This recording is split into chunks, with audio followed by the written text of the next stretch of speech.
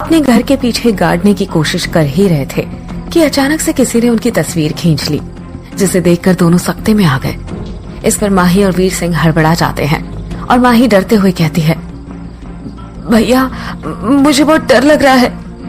इस पर वीर सिंह तुरंत उसे चुप रहने का इशारा करते हुए अपने कदम उस दिशा में बढ़ाने लगता है जहाँ से मोबाइल फ्लैश की रोशनी आई थी।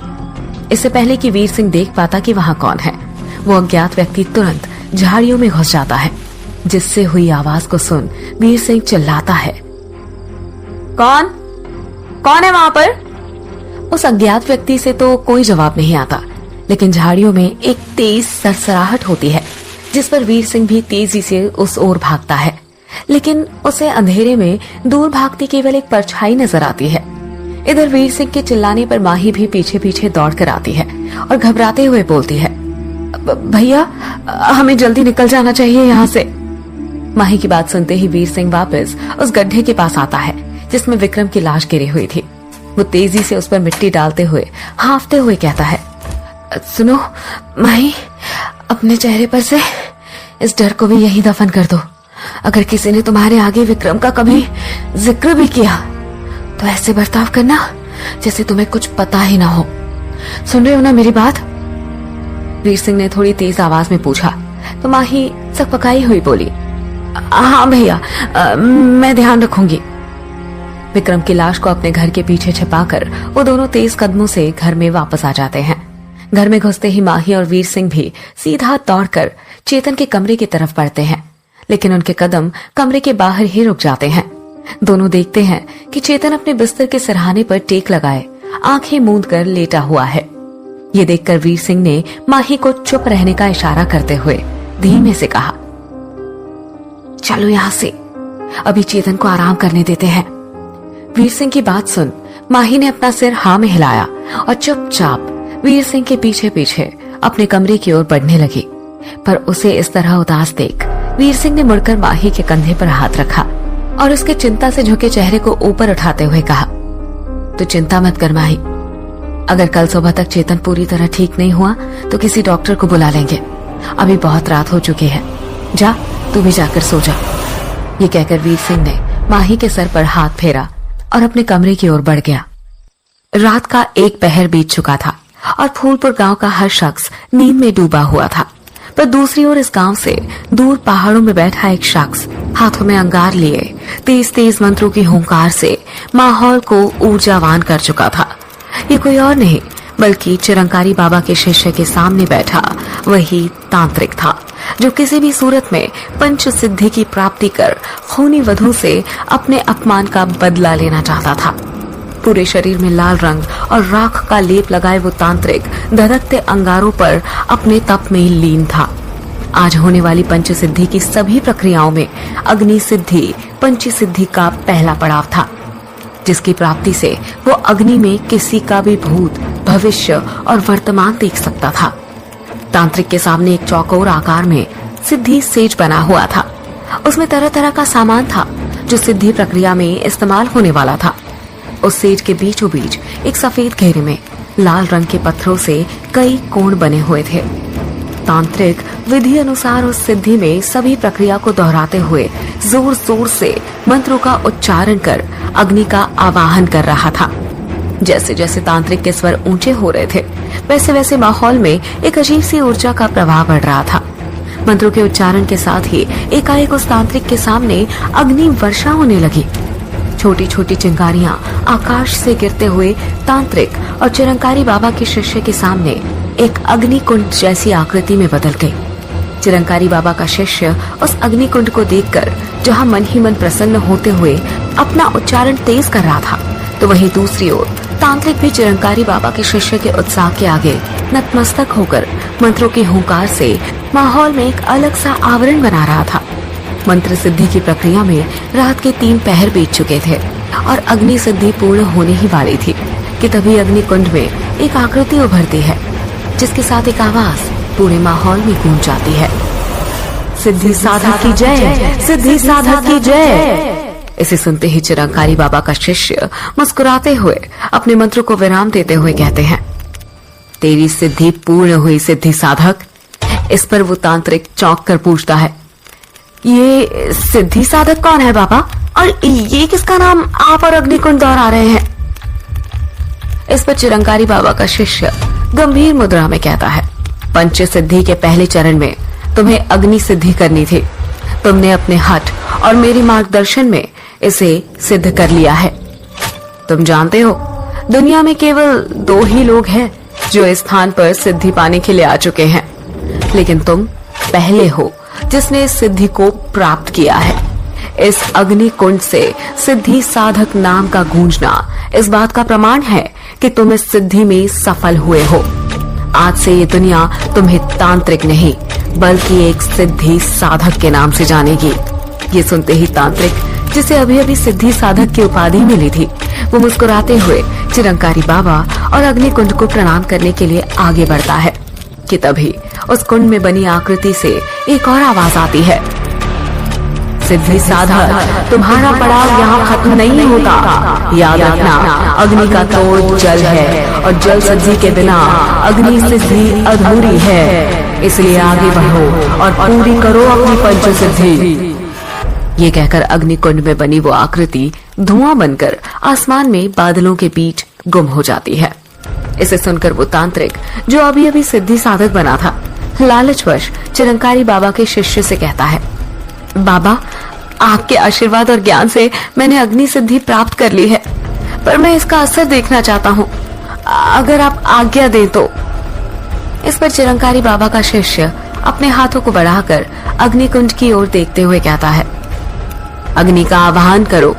और जैसे ही सिद्धि साधक तेज स्वर में अग्नि का आवाहन करता है, उस कुंड में एक अग्नि धधक उठती है। सिद्धि साधक को उस अग्नि में कुछ ऐसा दिखता है कि उसकी आंखें खुशी से चमक उठती है। उस अग्नि में सिद्धि साधक देखता है कि खूनी वधू और चेतन एक बड़े से विशालकाय बरगद के पेड़ के नीचे बेसुध पड़े हैं, मानो वो मर चुके हो। इसे देखकर सिद्धि साधक के चेहरे पर घमंड भरी मुस्कान उभर आती है। जहाँ एक ओर उस सिद्धि साधक के चेहरे पर जीत की खुशी उमड़ रही थी, तो वहीं दूसरी ओर फूलपुर में चेतन की चिंता में माही पूरी रात करवटें बदल रही थी। साथ ही विक्रम की लाश को दफनाते वक्त उन्हें किसने देखा, ये चिंता भी उसे सताए जा रही थी। इसी कश्मकश में वो चुपचाप दबे कदमों से चेतन के कमरे की तरफ बढ़ जाती है। वो दरवाजे पर पहुंचती है तो देखती है कि चेतन का कमरा अभी भी खुला हुआ है और वो करवट लेकर सो रहा है। वो धीरे से कमरे में आकर चेतन के बेड पर उसके बगल में बैठ जाती है और धीमे से उसके बालों में हाथ फिराते हुए कहती है, पता नहीं क्या मिला तुम्हें इस गांव में आकर। इससे तो अच्छा होता कि तुम कभी यहाँ आए ही ना होते। एक एक कर सब तुम्हारी जान के दुश्मन बनते जा रहे हैं। ये कहते हुए जैसे ही माही ने प्यार से चेतन के गाल पर अपना हाथ फिराया, तो चेतन भी धीमे से बोल पड़ा, तुम मिली ना, बाकी सब तो था ही मेरे पास, एक तुम्हारी कमी थी, वो इस गांव में आकर पूरी हो गई। ये सुनकर माही खुशी से लगभग चीखने ही वाली थी कि चेतन ने उसका हाथ पकड़कर अपनी तरफ खींच लिया और उसके मुंह पर हाथ रखते हुए बोला, मरवाओगी क्या, भाई आ जाएगा तुम्हारा। और ये कहकर चेतन ने माही को अपने सीने से लगा लिया और धीमे से उसे छेड़ते हुए कहा, एक बात बताऊं, होश में तो मैं रात में ही आ गया था, पर थकान के कारण कब मुझे इतनी गहरी नींद आ गई मुझे पता ही नहीं चला। इस पर माही ने थोड़ा शरारती अंदाज में खुद को चेतन के सीने से दूर करते हुए कहा, हाँ लेकिन अब उठ जाओ, सुबह होने ही वाली है। ये सुनकर चेतन ने माही को फिर से अपनी ओर खींचते हुए उसके गाल पर एक किस किया और कहा, जब जागो तभी सवेरा। ये कहते हुए चेतन ने माही के दूसरे गाल पर भी किस कर लिया। फिर उससे पूछा, आप ठीक हो ना? इस पर माही मुस्कुराते हुए बोली, बहुत बदमाश हो तुम। पर चेतन ने माही की बातों को इग्नोर करते हुए उसे बाहों में भरकर अपने पास लिटा लिया और उसके होठों को चूमने लगा। इस पर माही ने भी अब खुद को नहीं रोका और चेतन को चूमने लगी। माही ने चेतन के कानों में धीरे से कहा, मुझे छोड़कर कभी मत जाना चेतन, कल रात मैं बहुत डर गई थी। इस पर चेतन ने माही के चेहरे को दोनों हाथों से प्यार से पकड़ा और बोला,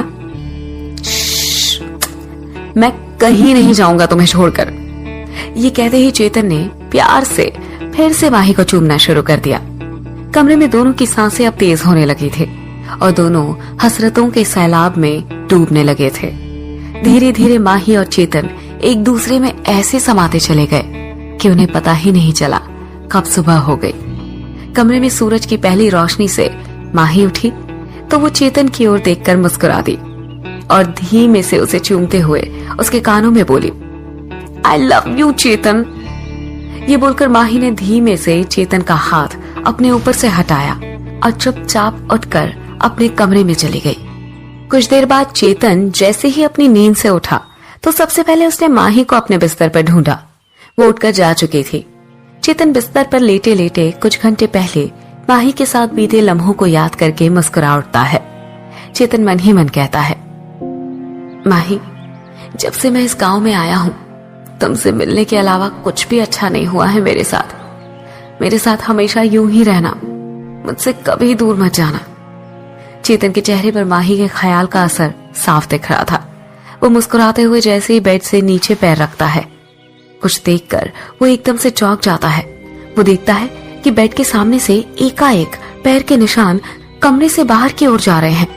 अपनी आंखों के सामने ये नजारा देखकर चेतन के होश उड़ गए। वो घबराते हुए बोला, ये खून से बने पैरों के निशान कहां से आ गए मेरे कमरे में?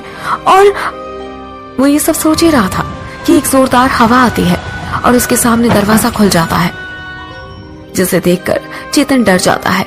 वो देखता है खून से बने पैरों के निशान अब कमरे से होते हुए आगे की ओर बढ़ रहे हैं, मानो वो निशान चेतन को कहीं किसी दिशा में ले जाना चाहते हो। वो तेजी से उन कदमों का पीछा करते हुए घर से बाहर निकलता है, पर कदमों के निशान खत्म होने का नाम ही नहीं ले रहे थे। उन कदमों का पीछा करते हुए कब वो अपने घर से निकलकर फूलपुर गांव के दूसरे कोने तक आ पहुंचा, उसे अंदाजा ही नहीं हुआ। कुछ देर चलने के बाद चेतन ने देखा कि वो निशान खत्म हो गए हैं। वो ठहर कर अपने आसपास देखता है तो पूरी तरह चौंक जाता है, क्योंकि पैर के निशान का पीछा करते करते वो शमशान पहुंच चुका था। वो हड़बड़ाया हुआ खुद से कहता है, मैं यहाँ कैसे आ गया? आखिर ये पैरों के निशान मुझे यहाँ क्यों ले आए हैं? उसने अपने चारों तरफ घूमकर देखा। अचानक से दिन के समय में उस पूरे माहौल में अमावस्या जैसा काला अंधेरा और एक अजीब सा सन्नाटा चारों ओर फैल गया। तभी उसने देखा कि वो खून से बने कदम शमशान के बीचों बीच पहुंच रहे हैं। तभी एकदम से अगल बगल कुछ लाशें धू धू कर चल उठती है और पैरों के निशाने का एक जलती चिताओं के आसपास आकर रुक जाते हैं। चेतन रुक कर देखता है तो उसके ठीक सामने जो चिताएं जल रही थी वो अचानक से बुझ गई और वहां राख ही राख बिखर गई। चेतन अपने सामने इस नजारे को देखकर सुन्न रह जाता है और इससे पहले वो कुछ समझ पाता, एक चीखती हुई आवाज उसके कानों में गूंजने लगती है, किसी और की मौत पे इतना सदमा लगा कि तू बेहोश हो गया, तो सोच क्या होगा जब तेरा कोई अपना मेरा शिकार बनेगा। इस आवाज के साथ मधुमिता की चेतावनी तीखी हंसी में बदल जाती है। इस चीखती आवाज को सुनते ही चेतन हड़बड़ाकर पीछे की ओर अपने पैर खींच ही रहा होता है कि अपने पीछे पड़े एक राख के ढेर में किसी चीज से उलझकर वो वहीं गिर जाता है। चेतन जैसे तैसे खुद को संभालकर उठ ही रहा होता है कि अचानक उसे अपने सामने राख के ढेर में कुछ चमकीली सी चीज नजर आती है। वो थोड़ा ठिठक जाता है और झुक के राख की परतें हटाने लगता है। राख को हटाते हुए जैसे ही वो चमकती हुई चीज चेतन अपने हाथों में लेता है, उसके पैरों तले जमीन खिसक जाती है, क्योंकि वो चमकीली चीज कुछ और नहीं बल्कि माही की पायल थी, जिसे देखकर वो दंग रह जाता है। वो घबराते हुए खुद से बोलता है, इसका मतलब मधुमिता का अगला शिकार कोई और नहीं, मेरी माही है। आखिर कैसे पहुंची माही की पायल शमशान घाट में? क्या चेतन की गलती की सजा माही को मिलने वाली है? और क्या होगा सिद्धि साधक का अगला पड़ाव? जानने के लिए सुनते रहिए खूनी वधू, सिर्फ पॉकेट FM ऐप पर।